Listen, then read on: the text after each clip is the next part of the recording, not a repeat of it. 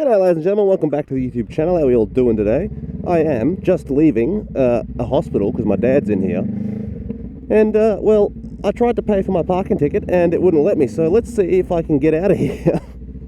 Cheeky. But it is a 28-degree day of sunshine that just came out of absolutely nowhere today, so we can't truly complain too dearly. But I thought I'd do a video because, well, we're actually in the perfect environment for it right now, and that is when you're practicing your motorcycle riding skills, what should and shouldn't you be practicing? Now, everyone who rides a bike tends to really get slack on the practicing, and that's fair enough. Now, if you're not dailying your bike, you're probably not going to be practicing anywhere near as much.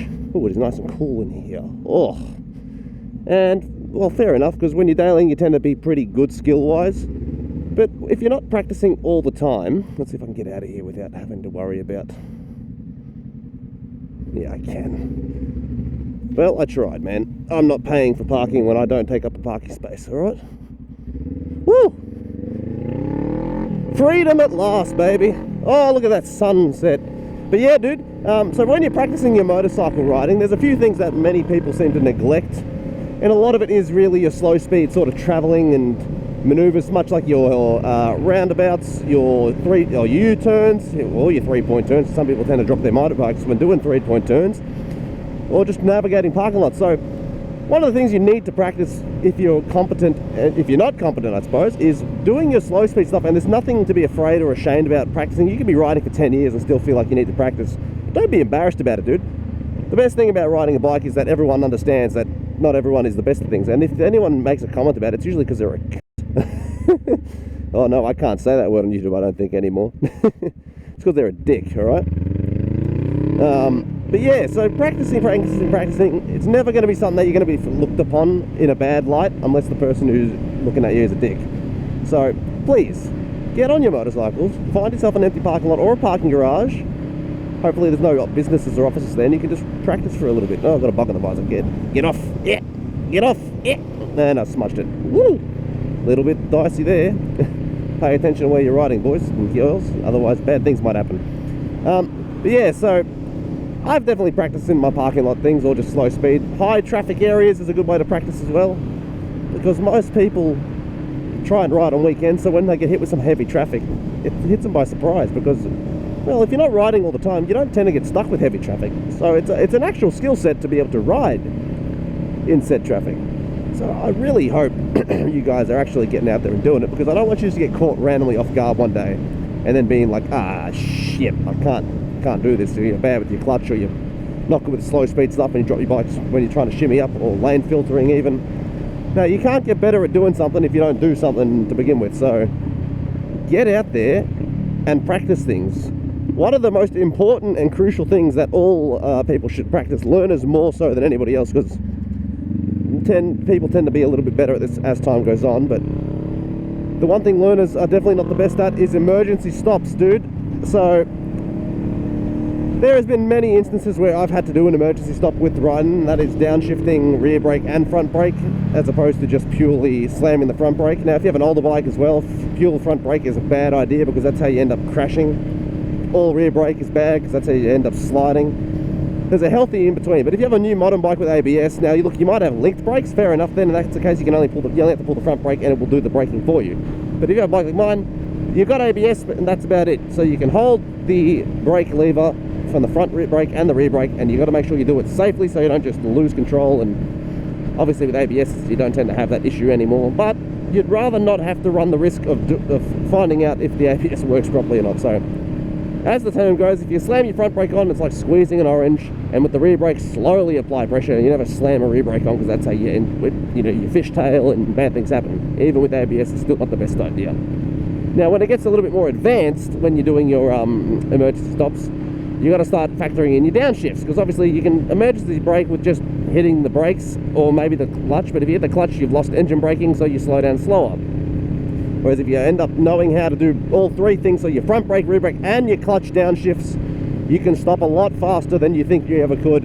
And on these kind of bikes that aren't super sports with super strong brakes, or like good nakeds with really strong brakes, You need to know your fundamentals of how to slow down quickly and safely, because the last thing you want to do is rear-end somebody because you're not competent in or skilled enough to use the tools at your disposal for your braking. So go out to an area where there's no traffic, get it up to speed, and practice slamming those brakes on quickly, hard, and as fast as you can do it without having incident. If you have an older bike, try to learn not to slide that brake or slide that tire. Obviously it might skid a little bit, but practice, practice, practice. You will eventually learn the optimal positioning for most of your controls to get you to that perfect level of stop. And that way you won't really initiate yourself into an accident like a crash. And if you do end up crashing, the outcome will still be significantly better than what it could have been if you didn't do it practiced. You know what I mean? So please, practice your fundamentals, and there's no harm. No one's going to think ill of you. Because when you come into the situation where some diphead pulls out in front of you, and you have to hit those brakes hard and efficiently, because like if you're coming up and you have to do this, you see, now that wasn't a full emergency brake, but you could hear how I downshifted as I was hitting the brakes. Now that was front and rear brake pressed, and I stopped pretty quickly. You don't want to end up just keep going. You want to end up before your destination rather than, well, in my case it'd be that line in front of me, and you don't want to end up over the line because that would just be smack. Oh, I've seen it happen too many times. It usually happens a lot more in group rides or when people pull out in front of inexperienced people.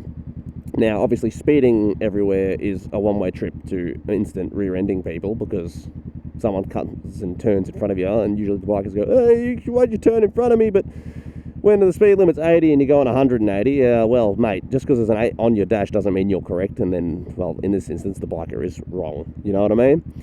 So practice knowing when and where to speed.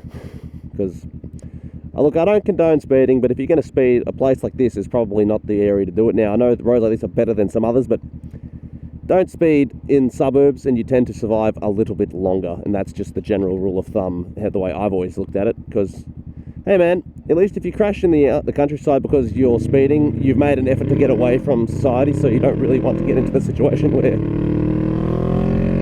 you know, you can have someone whip out in front of you. Now, if you're in the countryside and a kangaroo comes out in front of you, well, that's unfortunate, but that's, at least you tried to get away from things, you know what I mean? Whereas if you're in here and you're doing 150 down this road and someone does it, well, then you just, it's your own fault, really, for not paying attention, and you're really testing the limits of the area you're riding in anyway, okay?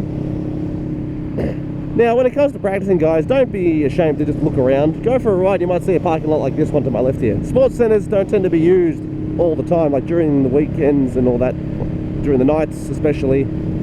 Go out, find a park. There's always parking lots there. And if you're not in a big residential area, no one's going to complain about the noise anyway. So just practice doing your stops, your U-turns, your three-point turns.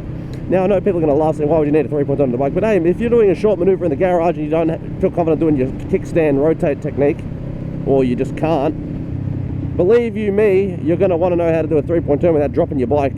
Either get off the bike and practice it that way, because some people need it, or practice it with yourself on the bike. Now, some bikes it's really tall and you might be a short ass. Fair enough in that rare instance, but if your feet can touch the ground, you can do a three-point turn. Just make sure you don't drop it whilst doing it. And if you do drop it, don't be upset about it. Everybody drops a bike once in their life. There's two kinds of bikers: those who've dropped the bike and liars. That's the saying. Now, realistically, it's those who've dropped the bike, liars, and those who have yet to drop the bike, because it's always going to happen eventually. And it's always when you try the hardest not to. I've dropped this bike 3 times now. I've low-sided once, dropped it twice. And I dropped it twice in the garage. Once at my own and once at my mate's house making a joke about someone else. That's how I got this dint here. Do I care? No, I laughed about it both times because shit's funny. But practicing your slow speeds, your emergency brakes, when and where to speed. If you're going to speed, please take care of yourself. And make sure you're going to wear gear if you speed. Don't do a jigsaw and risk it all. Bloody hell, risk it all. Oh, mang. It just ain't worth it, you know what I mean? Let's go fill up some petrol, and I'll see if I can think of what else we need to talk about in here, this here vidya. Oh, I'm surprised they stopped for me. How nice. Ugh. Hopefully, it's one of the blokes who I like working today, and they shall let me fill up the bike without any issues. It's a good day. $8. I think I'm going to buy a Mocky Chilk. It's a nice warm day. If I must make those holy gains, I shall make the holy gains. There we go. You want to know what annoys me? The up and goes are at the bloody counter. Oh well, we're making gains tonight, kids. Oh, I need to learn how to clean my muffler. She's a very, very dirty. Pick the worst possible way I could have done that.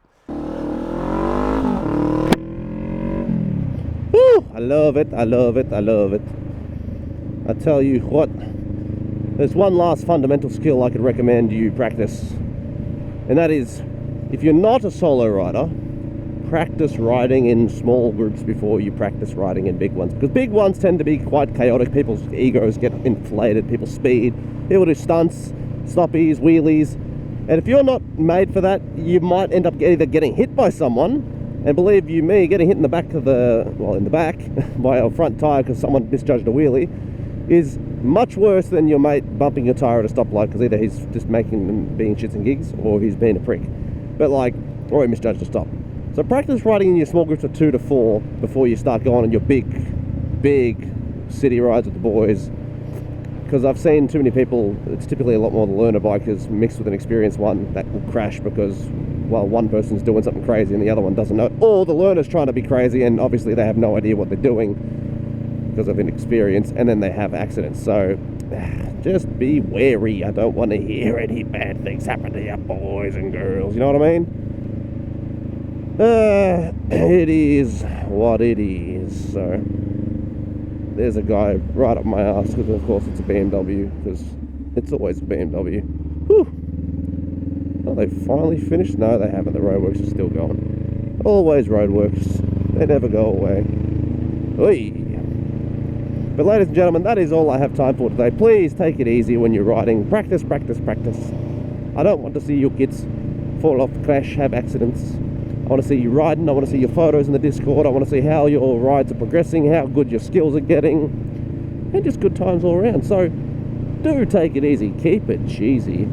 Always, always, always have a wonderful day, and I love you and leave you. Peace. Bye.